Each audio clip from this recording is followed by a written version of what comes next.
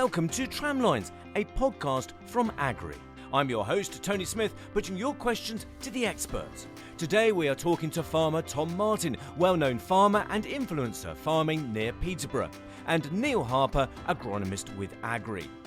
Regen, what is the reality check that we need to honestly answer, to be able to learn from and go forward? Today we're going to look at some of the critical areas in crop production to find that right balance.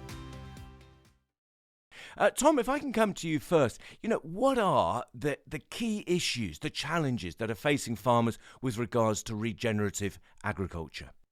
It's quite a tough question. I think for a long time we've been used to almost a relatively formulaic way of farming. When we look at our RB209, when we look at our general prescriptions, it's actually very comfortable, and I've certainly felt this.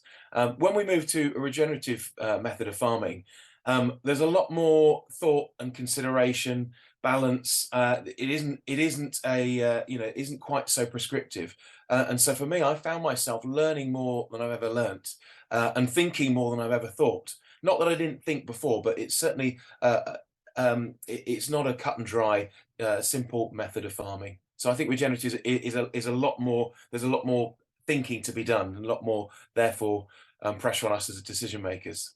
And Tom, tell us more about those pressures.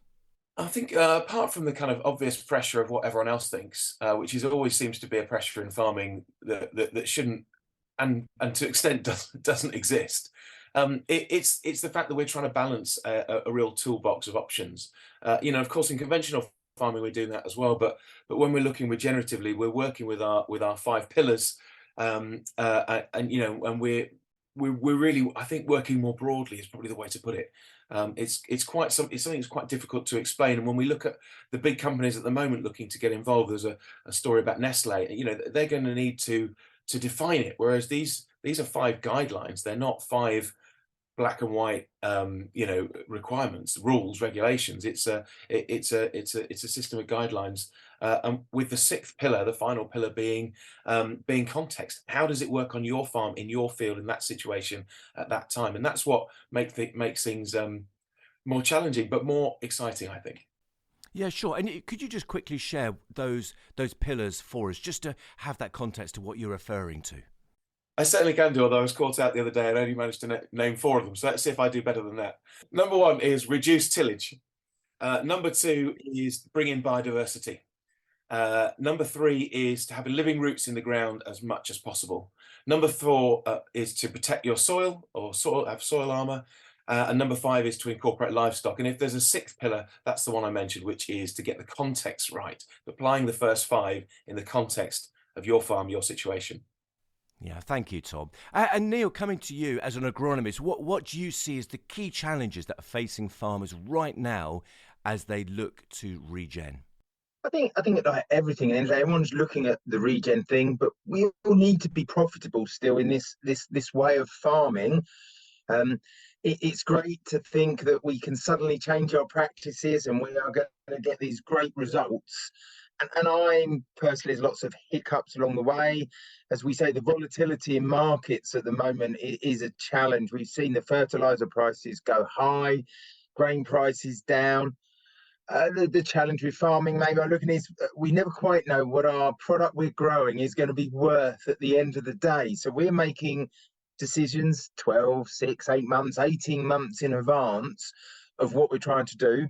And Mother Nature has a biggest way of making the job more challenging as well. So in the regenerative thing, there's lots more, a lot of variable, and that's not just regenerative farming. That's all farming businesses, from livestock through to, the soft fruit market, whatever market you're looking at. The challenges are widespread across this at the moment. So making decisions, a bit like Tom said, it's a lot of planning, a lot of thinking. There's a lot more of this is involved now than just off the cuff. But we, like with every farming, we wake up in the morning and there's always another challenge or something's thrown at it, so we have to be very reactive as well. So getting that balance of any regenerative farm is good. I think the mindset, another thing, as we were speaking about, we all are wearing a little bit of maybe what our neighbours thinking. We're driving along the main road, I think we cereals and other events going, the biggest comments, I've just been up this motorway and that field looks good, and that field, it's a perception as well. So we're very open with what we do and what we see, and that's can be a little bit of the challenge with our mind always plays a big part of this job as well. And within that discussion, establishment plays a central part, doesn't it? Tom, what are your views on establishment of crops and the discussion that's going on at the moment? Well, I almost think it's a real bear trap of a point, and that's because it's the one thing that we kind of really grasp straight away. Okay, we're reducing our tillage, or we're eliminating tillage in many cases. And I think that's where we get to talking about mindset is so important. If we look at regenerative farming as just getting rid of the plough, then we risk doing that for a couple of years and then think it doesn't work on my farm, which is a deadly phrase that I often hear. That won't work on my land, or it doesn't work on my land. But actually, it's about the ecosystem, it's about everything working in together. So it's not just about selling the plough and therefore I'm a regenerative farmer. But that is, that's the first pillar, but it's not the only one you do, and it's not even the first one necessarily you might do. So I think sometimes that can be a bit of a red herring to get caught up with just thinking about reducing or eliminating tillage. Yeah, sure. And Neil, does the plough have a place? It's still needed in the right situation. I think, like what Tom said, I think I have the biggest challenge that people think I buy a direct drill and now I'm a regenerative farmer. So I bought a disc, or I bought a time, whatever I'm at, and now I'm regen farming. Now, if your land and your soils are not set up, you're going to fall on your face very quickly and cost you a lot of money, as we spoke about. So knowing where your structure is, and I think you spoke about assessing your soils. We spoke about weed burdens. I think this year's definitely, you're driving around and there is ryegrass, brome, there's black grass out there. These are all weeds that are more challenging. And as farmers, we, and advisors, a lot of what we use to try and do it, the cultural controls, and then moving to the chemicals aren't as good as they ever used to be, and we shouldn't be relying on them as our port of call to get us out of trouble. So bringing different cultivation practices in, using cover crops, and having that reset, being brave enough to say, I need to start from a good place. If you start from a good place and move forward, I think a terminology, a colleague of mine, the right to direct drill is probably a good phrase for this. So getting your soils in the heart, resetting, understanding your weed burden, your oppression, understanding your rotations, and also understanding that occasionally Mother Nature does something that puts us under more pressure, and we have to be flexible to get the best out of these systems. It's not a failure. I don't think if you have to revert back and move a bit more soil, potentially have to put a plough in occasionally, you're doing what's right. But then in a mindset, how can I reduce the harm or the damage it's causing? It's if you have to revert to something different to a plough or change something, how can I make it less? Can I use a green manure? Can I, is it the right thing? Can I use a cover crop the right time of year to do it? I think that's the other factor to bring into this, to try and work out, you're not being naughty, but what can I do to reduce what I feel might be the wrong thing to do, but make it less harmful?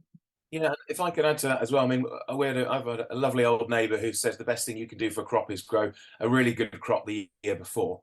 And that to me says, particularly when you're looking at moving in a regenerative direction, is start with a good field. Don't start with your worst field. Because if you've got a terrible field that's baked out and or wet, waterlogged, or whatever it might be, then just dispensing with the plough is not going to solve your problems. For a long time in conventional farming, we just thought about growing a plant, and actually with regenerative, you're thinking about growing the ecosystem. So the worst field is not going to suddenly become your best regenerative field. So Tom, from your experiences, where is the best place to start regen as an approach on your farm?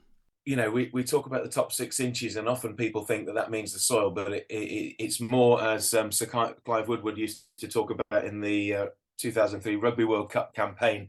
It's our brains, it's our minds, And that's what we need to change. That's the 6 inches we need to change before we even think about our soils. Is trying to understand what's going on. How can we make a difference, and what might we do? And our first step might be bringing in a local contractor who's got slightly different machinery. But that, again, that's a kind of formulaic way of thinking. It might be green manures. It might be about building up our soil organic matter. It might be about bringing in livestock to graze cover crops in the wintertime. It doesn't necessarily need to be that first and most formulaic reducing of tillage. It might be bringing in more biodiversity, increasing the number of crops in our rotation, or using companion cropping.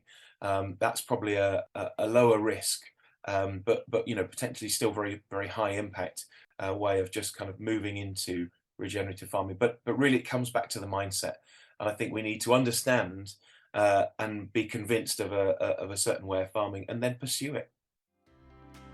To discover more around the principles around regenerative farming, visit agrii.co.uk/Green Horizons, or find the link in the bio to access Insight Report 1, Improving Soil Resilience, which is the first of 5 Insight reports. So, Neil, following on from Tom's comments as to the best place to start looking and trying out regenerative farming on your farm, what are your thoughts?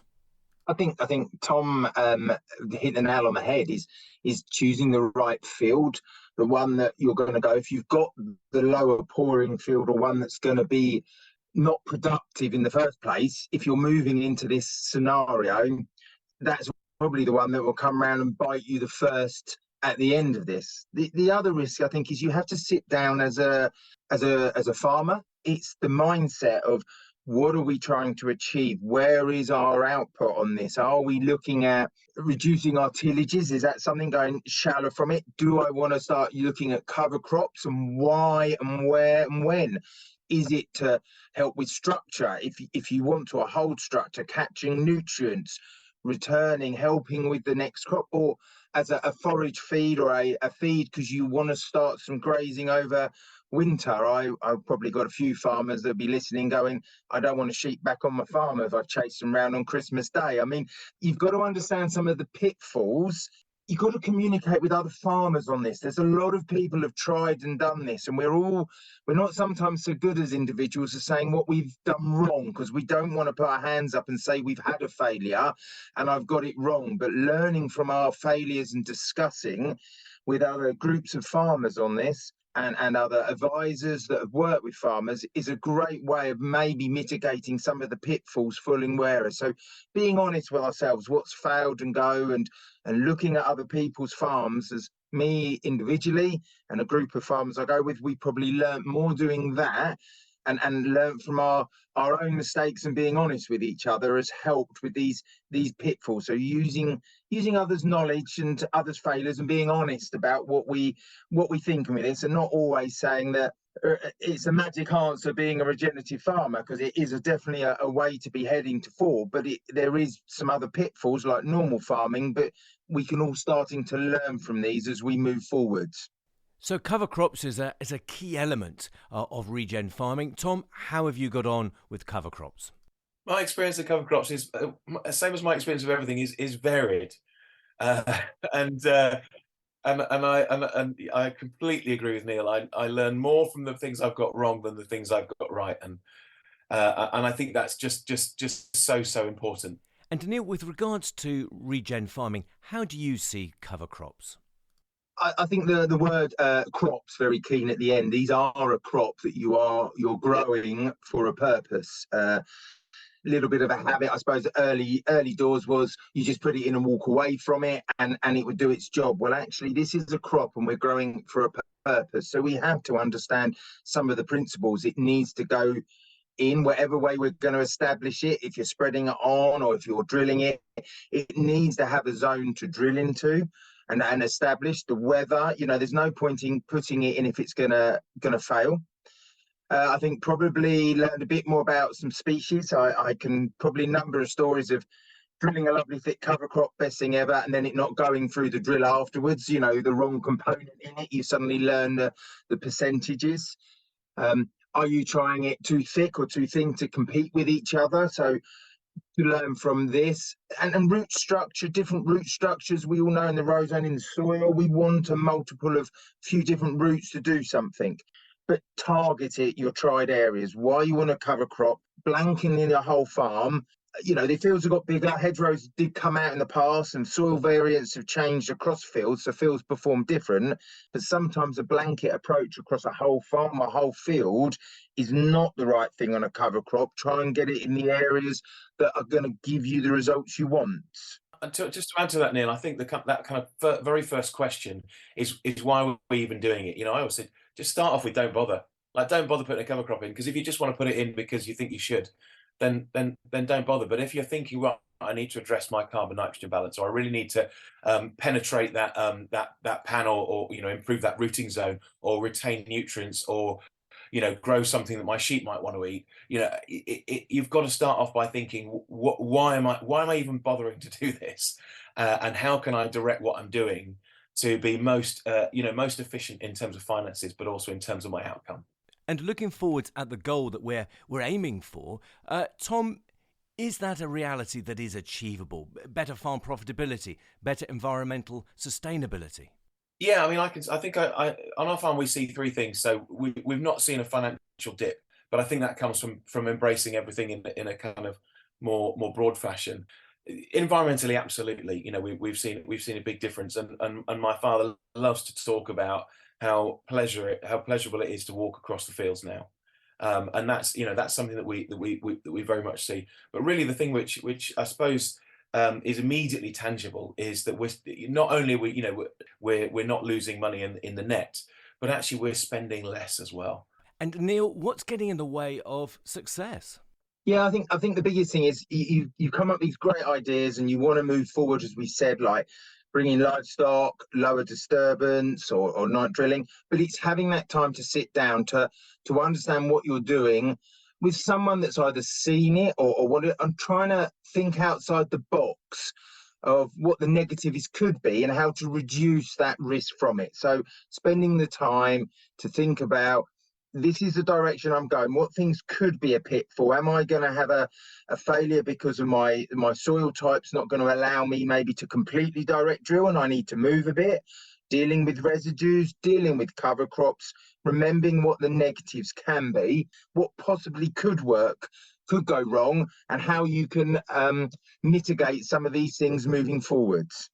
And Tom, does that sound like a good recipe for success? Yeah, I think with the caveat that that top 6-inch caveat, provided you've thought about it, provided you've planned, provided you're aware of those mistakes and everything that Neil said, provided you've done those things, yeah, just go for it. Just get on with it and share and talk to people, listen, learn. And Neil, what would be your top tip for listeners today? I think my top tip would be talk to others. Don't be frightened to ask advice from other people. Farming can be an isolating part job at the best of times. We work on our own, but go out there, talk to others, learn from others, and don't be frightened to have a go at something. Same as Tom, just have a go at it, understand it, start off small and work. Like any business, you don't jump into any business or an investment without doing a bit of research and a bit of understanding what you're trying to do. But don't be frightened to have a go, but don't be scared of making a failure and learning from it, because we only learn by our mistakes. And Tom, what would be your top tip to those listening today? Well, I agree with everything Neil said. Be aware of your pitfalls. I think you've got to set yourself up to succeed. And that comes back to that. Don't use the worst field, use the best field. I think we absolutely need to be lifelong students, which we are as farmers, and learn from our mistakes and share with other people as well. That networking is really important. Set yourself up to succeed, be aware of the pitfalls, learn from your mistakes, but get on with it. Well, thank you, Tom and Neil, for a touch of reality and your great advice when it comes to moving towards regenerative farming. That's it for this podcast, but do tune in again as we meet the experts throughout the season, exploring the many immediate and longer-term questions for growers and farmers in the UK. If you have any questions that you'd like us to ask the experts, email info@agrii.co.uk. See you next time.